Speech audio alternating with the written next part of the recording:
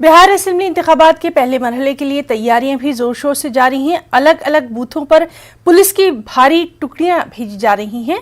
गया से इसका जायजा लिया हमारे नुमाइंदे अरुण चौरसिया ने। गया जिला में 28 अक्टूबर को चुनाव होना है और इसके लिए जो बूथों पर सुरक्षा कर्मियों की तैनाती की गई है उनका कमान कट गया है। यहाँ बिहार पुलिस के साथ ही अर्धसैनिक बल और होमगार्ड की ड्यूटी लगाई गई है।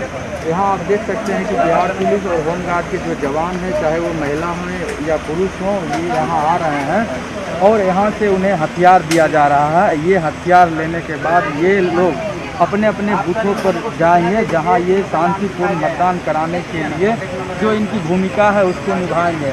ये पुलिस लाइन में ये बनाया गया है जहां जो भी गया जिला ये जो बनाया गया है, यहाँ पर गया जिला के जो जवान हैं वो यहाँ आ रहे हैं और जो दूसरे जिला से जवान आ रहे हैं वो खुद अपने साथ हथियार लेकर यहाँ आ रहे हैं और यहाँ रिपोर्टिंग करने के बाद उन्हें संबंधित बूथों के लिए कमान दिया जा रहा है।